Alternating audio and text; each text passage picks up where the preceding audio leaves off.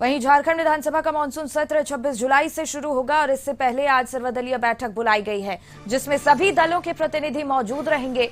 विधानसभा अध्यक्ष इस बैठक की अध्यक्षता करेंगे, जिसमें सत्र के सुचारू रूप से चलाने पर चर्चा होगी। तो ये जानकारी आपके सामने, जहां सत्र से पहले आज सर्वदलीय बैठक होनी है और झारखंड विधानसभा का मानसून सत्र 26 जुलाई से शुरू होगा और इससे पहले ये खास सर्वदलीय बैठक बुलाई गई है, जिसमें सभी दलों के प्रतिनिधि मौजूद रहेंगे और विधानसभा अध्यक्ष इस बैठक की अध्यक्षता करेंगे, जिसमें सत्र के सुचारू रूप से चलाने पर चर्चा की जाएगी, खास फोकस किया जाएगा। तो कल से विधानसभा सत्र की शुरुआत होने जा रही है और इससे पहले ये सर्वदलीय बैठक होगी, जो अपने आप में बेहद खास होने वाली है। और इसी पर और ज्यादा जानकारी लिए रुचि हमारी सहयोगी जुड़ गई है। देखिए रुचि, विधानसभा अध्यक्ष की अध्यक्षता में ये खास सर्वदलीय बैठक होने वाली है। मानसून सत्र शुरू होने से पहले क्या कुछ खास तस्वीरें इस बैठक में देखने को मिल सकती हैं?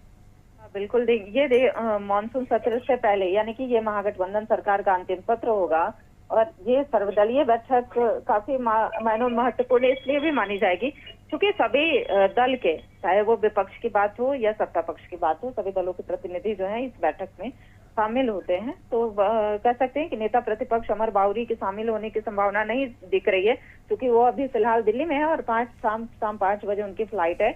और कह सकते हैं कि मुख्यमंत्री हेमंत सोरेन इस बैठक में उपस्थित होंगे और विधानसभा अध्यक्ष रविंद्रनाथ महतो की अध्यक्षता में ये बैठक होनी है। हालांकि निर्दलीय विधायक सरयू राय उपस्थित हो सकते हैं। वहीं संसदीय कार्य मंत्री की बात करें तो डॉक्टर रामेश्वर राव की उपस्थिति इस बैठक में रह सकती है।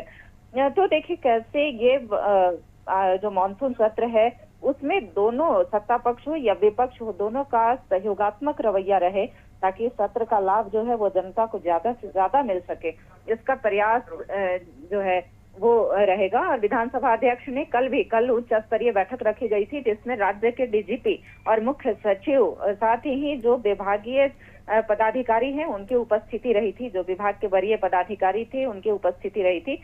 तो उन्होंने सभी व्यवस्थाएं सुनिश्चित करने का, कहीं से कोई बाधा उत्पन्न ना हो और ये मानसून सत्र आगे आने वाले दिनों में ये झारखंड के इतिहास में एक ऐतिहासिक रहे, खास करके चूंकि 5 वर्षों के कार्यकाल में ये अंतिम सत्र हो रहा है, ये अंतिम सत्र होगा। और फिर देखिए आगामी दिनों में विधानसभा के चुनाव है, तो वो देखने वाली बात होगी कि फिर सरकार बनती है तो फिर से जो नया सत्र है वो शुरू होगा। तो कई मायनों में ये बैठक जो है शिखा, ये काफी महत्वपूर्ण मानी जा रही है। बिल्कुल। और कितने बजे इस बैठक की शुरुआत होगी रुचि? शिखा, देखिए 12:30 बजे अपराह्न का ये जो समय है वो दिया गया है, यानी कि 12:30 बजे से ये बैठक विधानसभा अध्यक्ष के कक्ष में होनी है।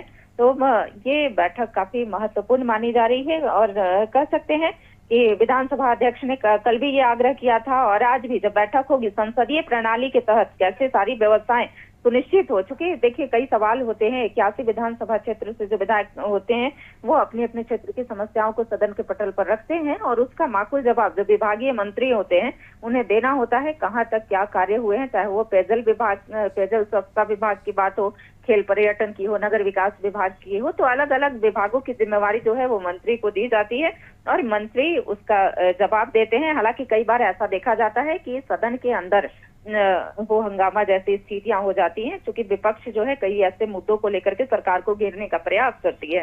तो ये मानसून सत्र जो है वो काफी खास रहने वाला है। बिल्कुल रुचि, बहुत बहुत धन्यवाद आपका तमाम जानकारी हमसे साझा करने के लिए।